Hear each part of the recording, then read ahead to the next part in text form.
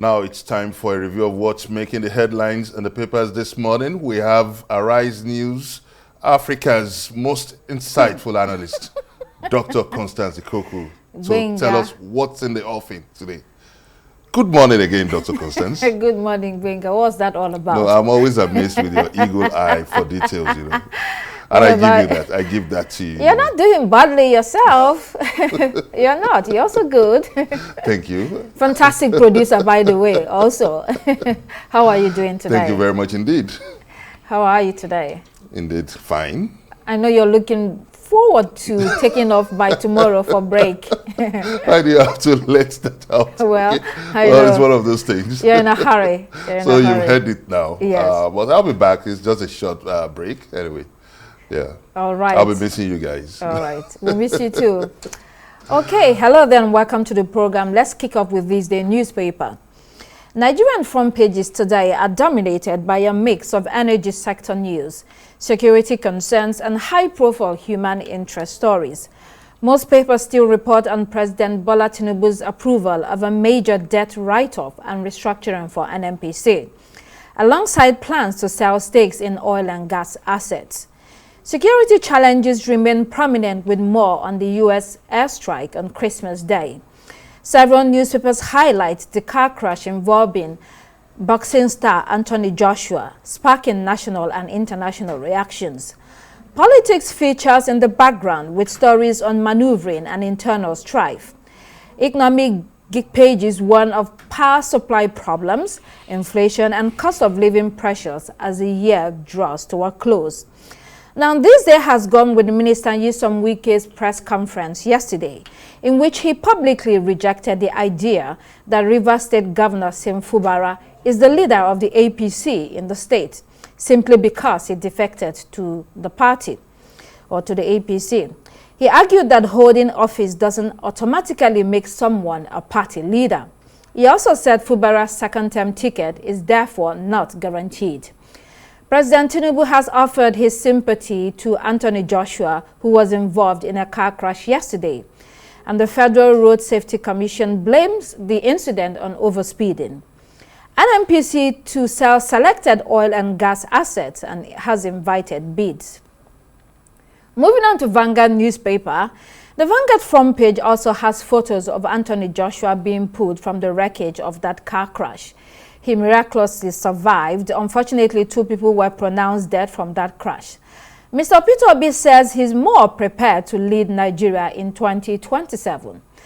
After the U.S. airstrike, NAF is pounding Lakurawa bases in Zamfara State. Leadership newspaper reflects on education budget, which is reported to have stagnated at 6 to 7% over 5 years. Students are rejecting this level of funding, and there are warnings that low education budget threatens development. There's also widespread blackout as national grid suffers collapse.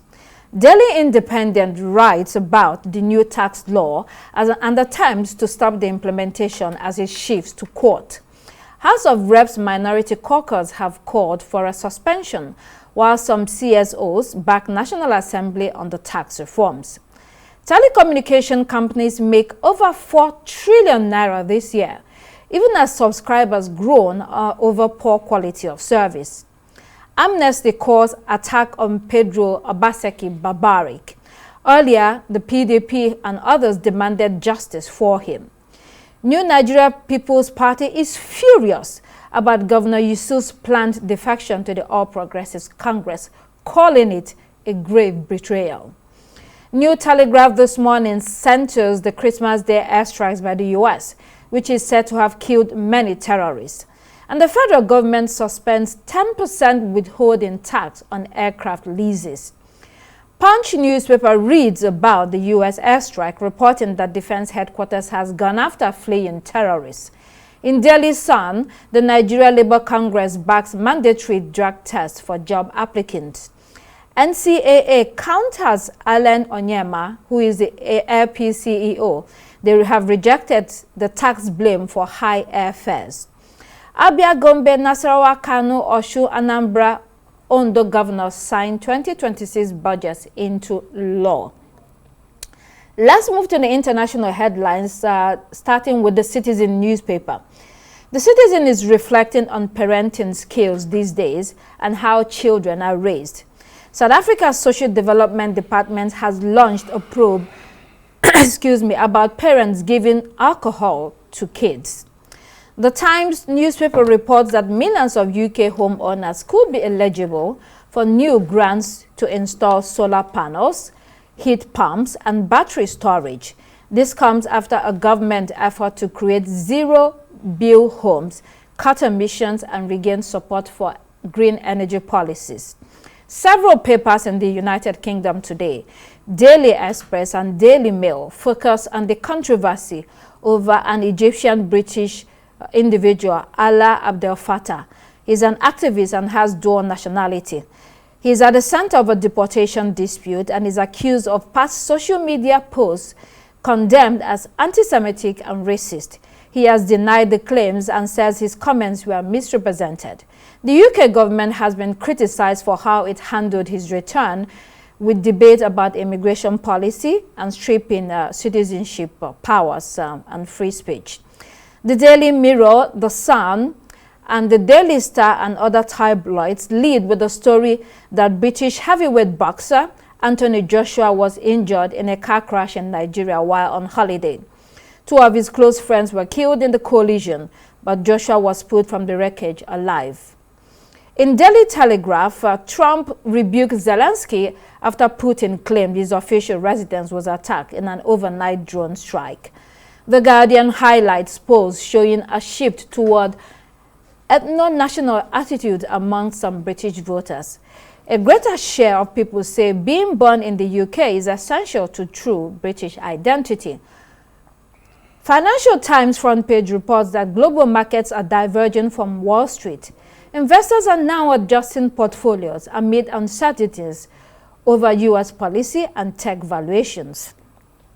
The Independent reports on a poll suggesting UK voters broadly support a new Europe-focused defense pact to reduce reliance on the U.S. in future security arrangements. Now let's break down what the stories mean for everyday citizens. Let's pull up this day newspaper again. Wike accuses Fubara of lacking structures as he joins the APC, saying defection does not make him the leader of the APC in Rivers. He also dismissed claims that, yes, we've already said that. According to him, leadership is by grassroots structures at the ward level and not occupation of office. He went on to argue that leadership is earned and not sustained by influence, trust and commitment, and that the lingering Rivers crisis is due to broken peace agreements, including accusations that he, Wike, is interfering in Rivers affairs. With regard to Makinde, he said there's more, and he said that, or he flatly denied promising to hold the PDP down for the president. And he said that meeting was not on PDP, was meant to show support for the president, and that everyone knows anyway that he supports the president. He also accused Makinde of being unhappy because the president did not appoint his ministerial nominee.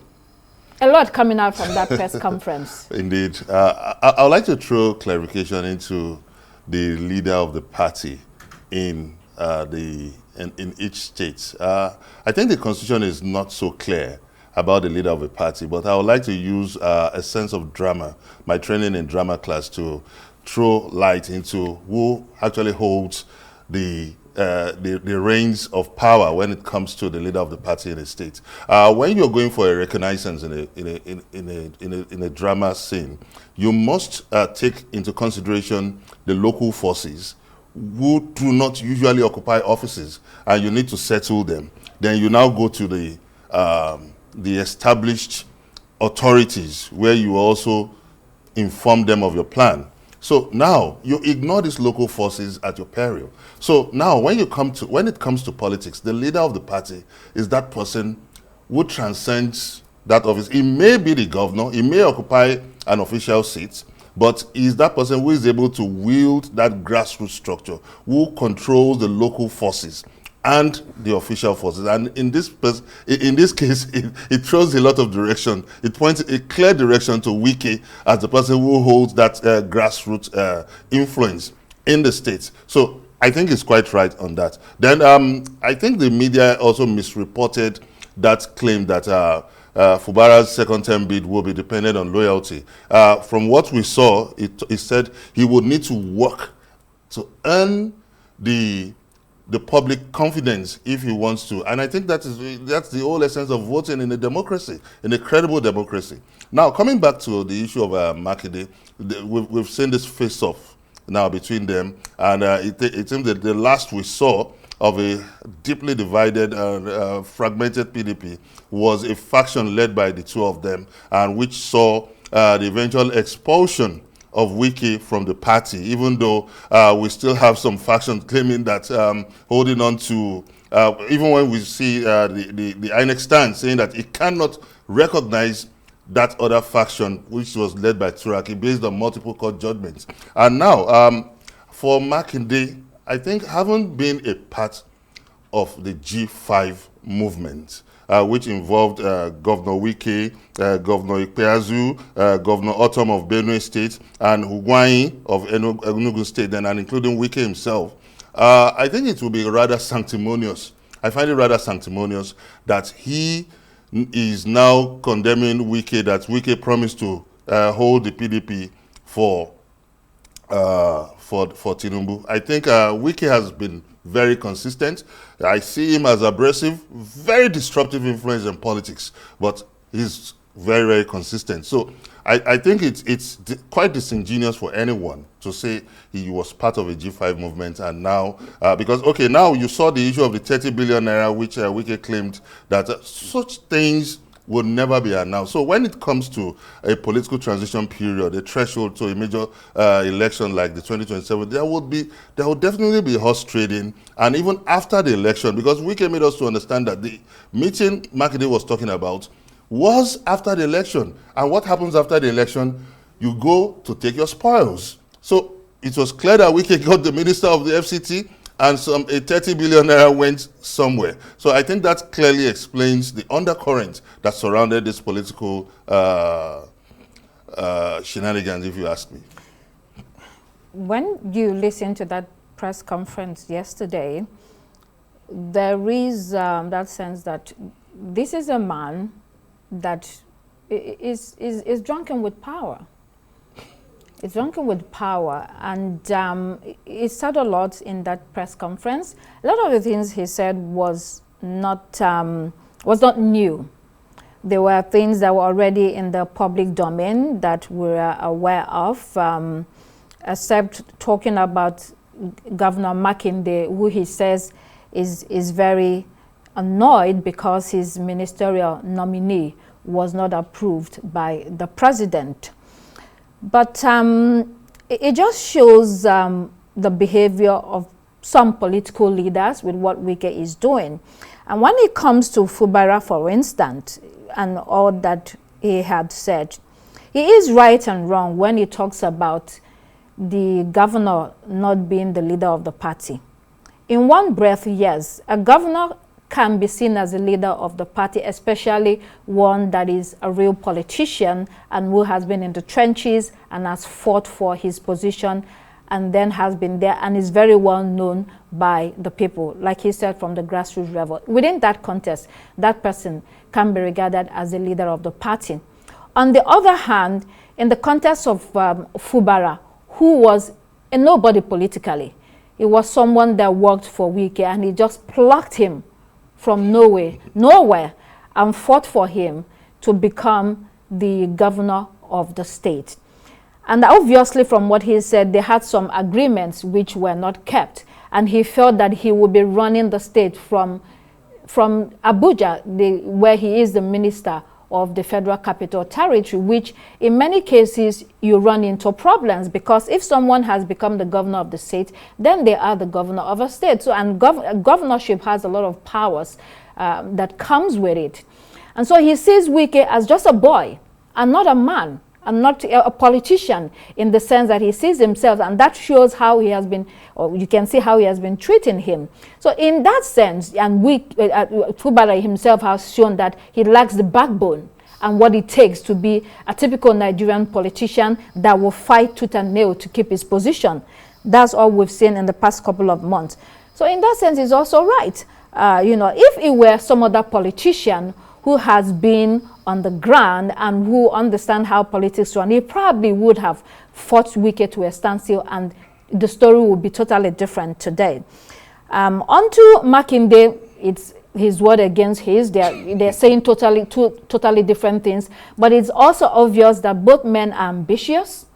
Makinde has said that he's old enough to be a president of this country, and he has all it takes, you know, he has the qualifications to become president. That suggests that he's probably interested in one day running for presidency. So he's also working his way through eventually achieving his ambition. Wike, on the other hand, has never hidden his intentions of wanting to be president. After all, in 2023, he ran for the primaries but lost to Alhaji Atiku Abubakar, and he has never forgiven the party. He has never forgiven someone like Tambuwal, who rather than support him... His long-standing friend. Yes, who rather than support him, threw his weight behind Alhaji Atiku Abubakar. So he has a lot of enemies that he has made, and he has a lot of reservations about a lot of things that happened within the People's Democratic Party. And now this is what it is. All of them are angling for different things. He's also someone who, if he's given the position of vice president, he probably will snatch it as long as he remains in power. So that's that. And then for the PDP, when he talks about the PDP collapsing or merging with the APC to support the president, you know, this is something that the party really needs to look into. He's still a member of the party. He seems to hold what, you know, all the yam and the knife within the party in the PDP. And this is disingenuous, like you said, to the party. You are still a member of the party. You are working for the president, and you still want to deliver the structure of the party for the president in 2027. The PDP has, you know, I mean, they decide what they do with Mr. Nyesom Wike. It's up to them. I think most importantly, it underscores the fact that political realities are indeed power realities, and that's what's playing off. That's the run of play we've seen so far. Yes, let's stay with this day newspaper. Anthony Joshua involved in a car crash yesterday along the Lagos-Ibadan Expressway. Joshua survived the accident, which happened after the vehicle he was traveling in ran into a stationary truck on the highway. Officials say he's in stable condition. Cause of the crash was named as overspeeding and wrong overtaking, according to the Federal Road Safety Commission.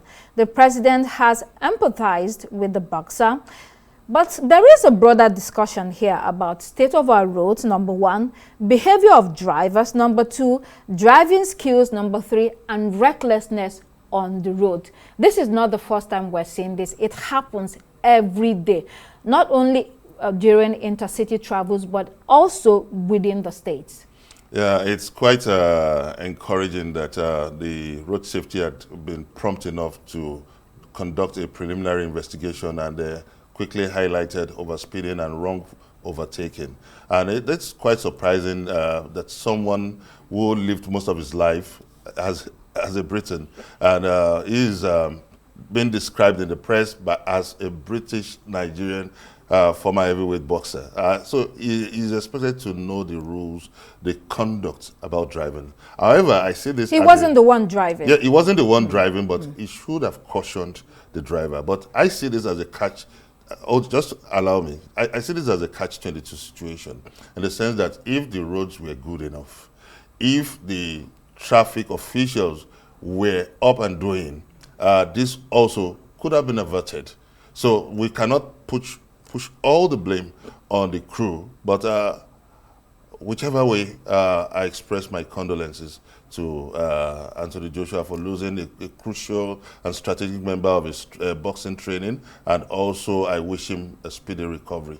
It's such a tragic incident that we see every day on our roads, even within Abuja. It is commonly believed in Nigeria that road crashes are caused by bad roads, but it's much more than that.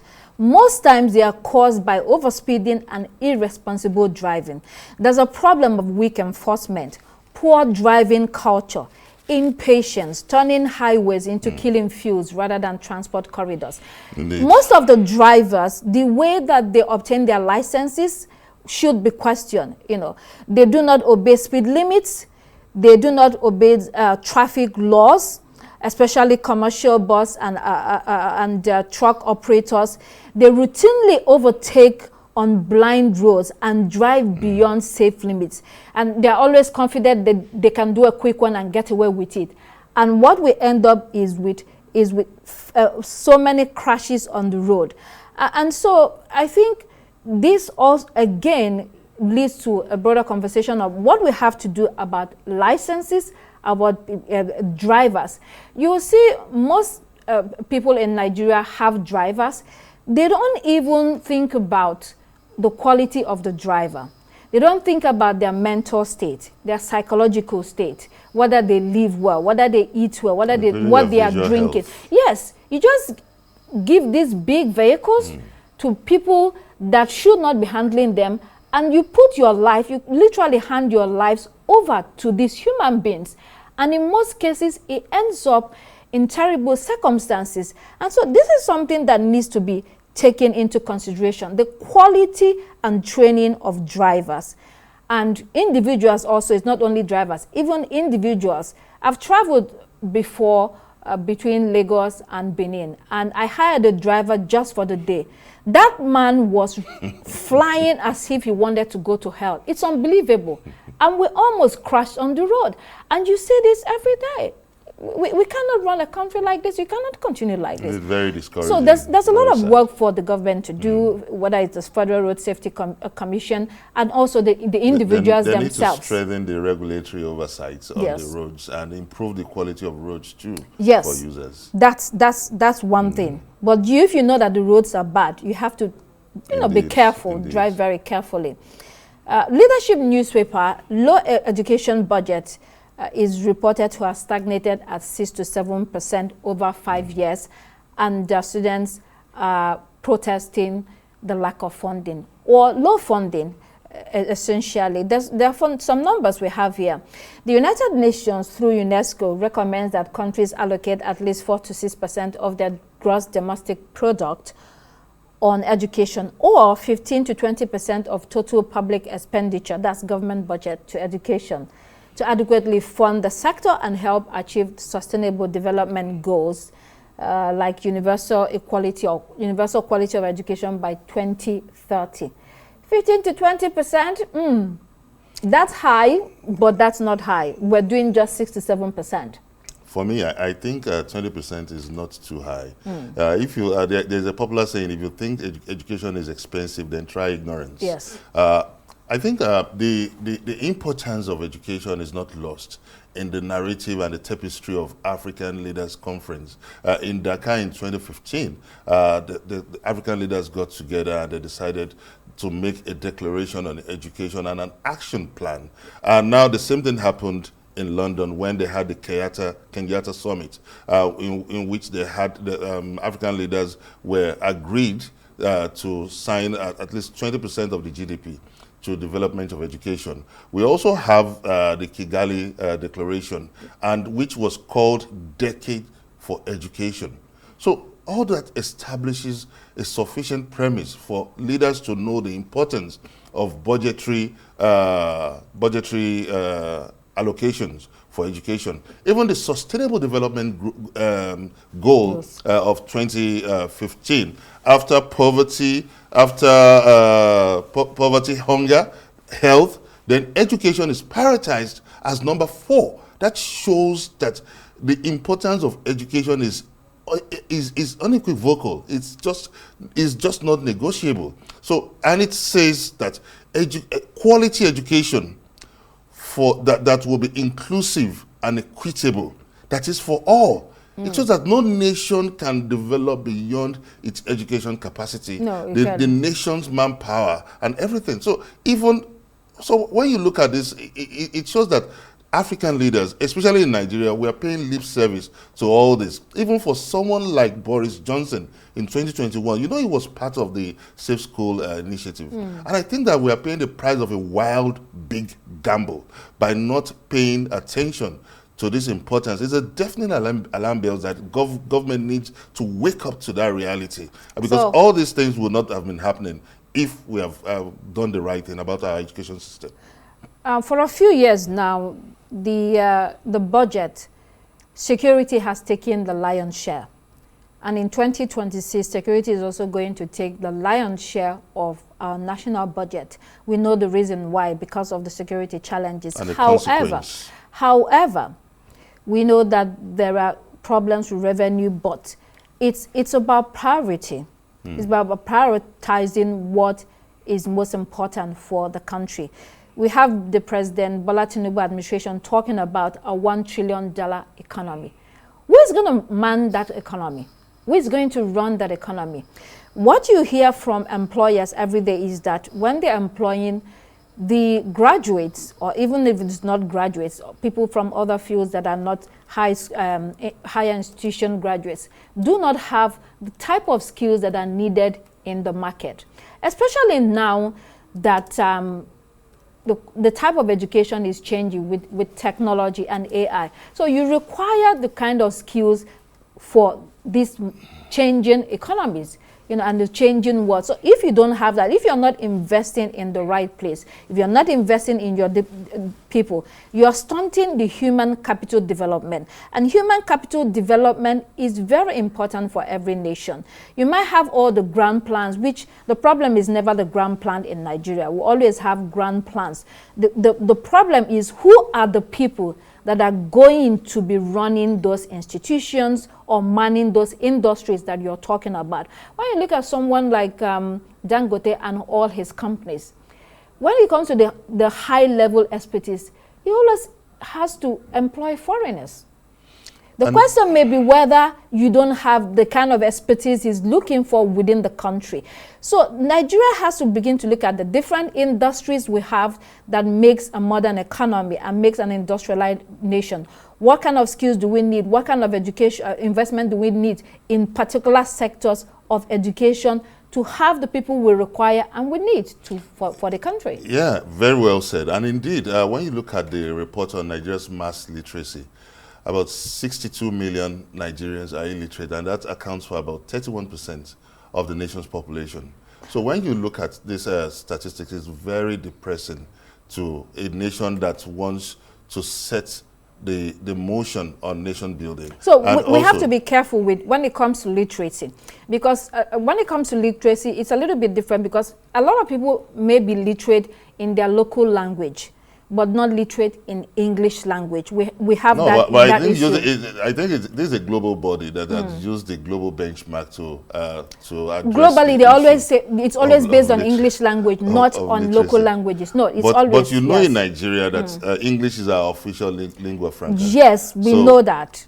And but it's still quite disturbing when they say, so there's no way they would say someone who speaks French fluently, or a Yoruba graduate, for instance, would never be accounted for as a member of the illiterate population of the country. No, so I think it's still a red, but nevertheless, I think it's still a red flag. It might not be accurate, because definitely they won't go to every household. So they must have done their random sampling that leaves some 2 or 3 pitfalls in their research. Okay, we have 1 minute. When you also look at our curriculum, is something that we need to declare a state of emergency on, because many people are just certificate holders. All right, we have 1 minute left. To the international headlines, Daily Telegraph: Trump rebukes Zelensky after Putin claimed his official residence was attacked in an overnight drone strike. Zelensky says that's not true, that Putin is using this as an excuse not to sign up to this peace deal, which is almost wrapped up. Yeah. Essentially saying he's playing games here. Well, if you read the international media, it's the ceasefire plan has already been described as a fragile peace plan. I think if it's indeed true that the official residence of the Russian president, Vladimir Putin, was attacked, that would be a massive setback to the peace plan. Massive setback. Well, he claims it's not. But let's look at how far. Let's look at how far this peace plan has come. Zelensky now, had to fly to Florida in order to tidy up the plan, the main issue still is the territory. Russia still wants some territories to be given up to his country, while Zelensky and the Europeans are saying that no, this will be a precedent being set for a so-called superpower to take land which allegedly does not belong to him. So we do not know how this will pan out eventually, but Russia, sees itself as having leverage over Ukraine and wanting to have its way, eventually. Well, I think if it is true indeed, that would have shattered the invincibility of Putin as that incredible superpower. But otherwise, again, we look at the peace plan, and Putin has also been very insistent on territorial control, taking control of Luhansk and Donetsk. So I don't know how they will be able to reach a middle ground. It seems a very uncompromising stance by the two powers. We'll see about that. Those were your headlines today.